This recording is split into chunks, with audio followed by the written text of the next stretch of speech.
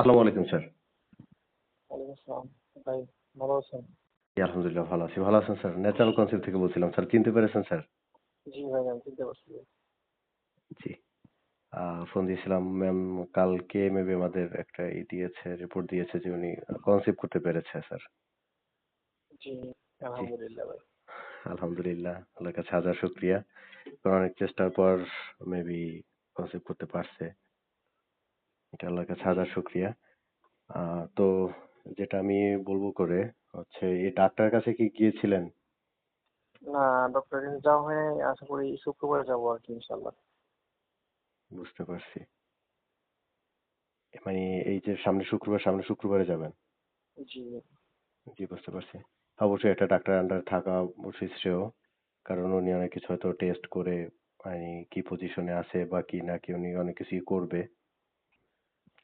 জি, আমরা তো এটা অবশ্য না দেখে বলতে পারবো না, যেটা ডাক্তার বলতে পারবে। জি, জি। তারপর আমাদের দিক থেকে যেটা বলা সেটা হচ্ছে আপনার যে এই সময়টাতে একটু আহ সেফলি থাকা, ভারী কোনো কাজ-বাজ না করা, দূরে কোথাও জার্নি না করা এবং ১ম ৩ মাস এবং শেষের ৩ মাস সহবাস করা যাবে না। এটা অবশ্য আপনারা জানেন। জি, জি, ঠিক আছে? এই মুহূর্তে কোনোভাবেই ১ম ৩ মাস সহবাস করা যাবে না। ঠিক আছে? জি ভাই। আহ আর যেহেতু এর আগেও একবার টিউবে কনসিভ করছিল। তারপর ম্যাম আমাদের তো একটা মানে একটা দিছিল, একটা ছবি পাঠাইছিল যে ওখানেও প্রায় মিসক্যারেজের মতো একটা সমস্যা দেখা মানে গেছিল। ঠিক আছে? তো ও, মানে নেক্সট এভাবে কোনো কাজ করা যাবে না যেটা আমাদের ক্ষতির কারণ হয়ে দাঁড়ায়। ঠিক আছে? আর এই সময়টাতে পেঁপে, আনারস, পাকা পেঁপে, আনারস এগুলো খাওয়া যাবে না। গাজর। ঠিক আছে? গাজর খাওয়া যাবে না? আহ গাজরটা হজম হতে যদি হজম করতে পারে গাজর তো অনেক উপকারী। যদি হজম হয় সবার ক্ষেত্রে তো হয় না। দেখা যায় অনেকেই গাজর পেটে হজম হয় না। ঠিক আছে? ঠিক আছে? তারপর ডাক্তার কাছে গেলে ডাক্তার অনেক কিছুই বারণ করবে, আবার অনেক কিছু খেতে দিবে। ঠিক আছে? তো এগুলো একটু মেইনটেইন করে চললে আশা করি অবশ্যই একটা ভালো ফলাফল রেজাল্ট আসবে। ইনশাআল্লাহ। অবশ্যই। দোয়া করি আপনাদের অনাগত সন্তানের জন্য। আল্লাহ অবশ্যই একটা নেককার সন্তান দান করুক আপনাদের। আমিন। এই যেটা বলতে চাচ্ছিলাম। ঠিক আছে ভাইজান, দোয়া করবেন। জি, অবশ্যই দোয়া করি। মন খুলে দোয়া করি। কারণ ম্যামের সাথে অনেক কথা হইছে। একদম পরিচিত মানুষ আমাদের। মানে খুবই। এমন সময় গেছে যে প্রতিনিয়তই ম্যামের সাথে কথা হইছে।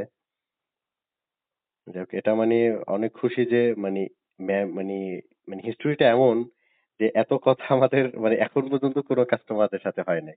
কোনো কাস্টমারের সাথে হয় আপনাদের নাই। আপনাদের মানে ম্যামের ইয়েতে সাথে দেখছি যে পরিমাণ পোস্টটা। কথা হইছে বা ম্যাম এটাও ভালো লাগছে যে তার কোনো একটা প্রবলেম হলে আমাদের জানাইছে, ভাই এটা কি কোনো সমস্যা? বা আমি এটা কি খেতে পারবো, এটা কি পারবো না? এই যে একটা গাইডলাইনের মধ্যে ছিল বা একটা মানে এটা মানে সবাই থাকে না। বা এরকম অনেক হইছে যে অনেকে কনসিভ করছে। কনসিভ করার পরে হয় কি মানে ওরা না জানানোর কারণে ঠিক আছে ওরা নিজেরাই মানে ওই আগের মতো কনসিভ হয়ে গেছে সব শেষ। না বিষয়টা এমন না। কনসিভ হওয়ার সাথে সাথে বর্তমান মানে যে সিচুয়েশন বা সবকিছু চারদিকে এলোমেলো ঠিক আছে? তো এটা মিসক্যারেজ হতে সময় লাগে না। একটা ছোটখাটো এদিক ওদিক হলেই মিসক্যারেজ হয়ে যেতে পারে। বা কিছু যে ছোট, ছোট ইম্পোর্টেন্ট কিছু কথা ওরা না জেনেই বলে দেয়। তারপর অনেকে বলে যে আমার বান্ধবী খেয়েছে, ওনার কনসিভ করছে আপনি আমার জন্য একটা ওষুধ পাঠান।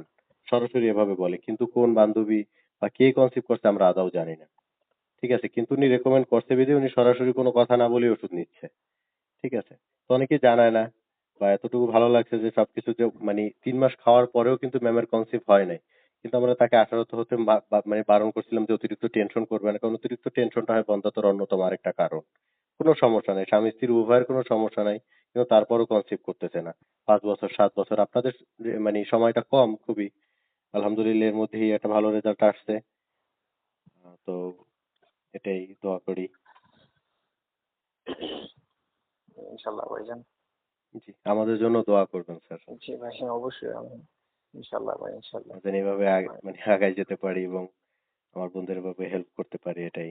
অবশ্যই, অবশ্যই ভাইজান। কারণ যাদের বাচ্চা হয় না আপনাদের তো সময়টা কম, যাদের বাচ্চা হয় না ৬ বছর ৭ বছর পার হয়ে যায়। তাদের সিচুয়েশনটা মানে আরো মানে ভয়াবহ থাকে। ঠিক আছে?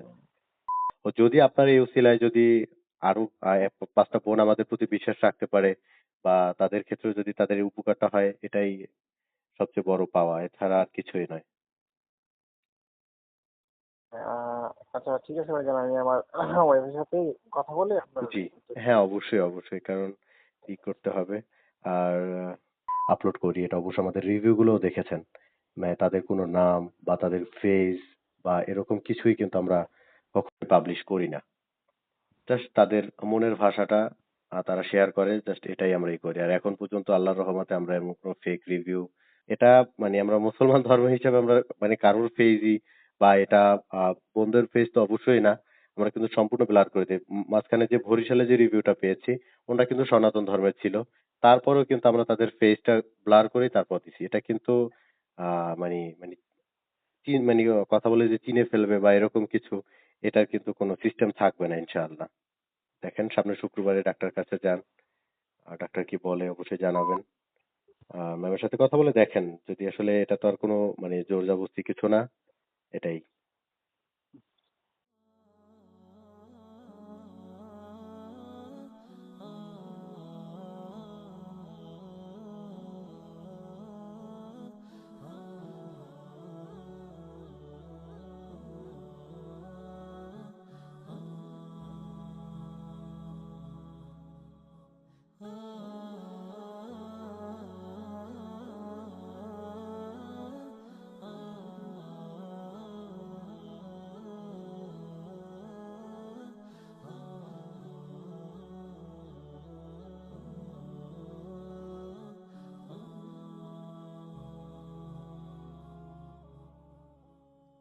جمال الوجود بذكر الإله، وتصفو الحياة بنور هدى.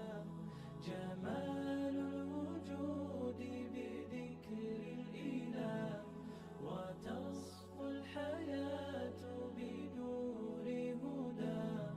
وتطلب نفس له طاعة، ويبلغ سعد إلى منتهى.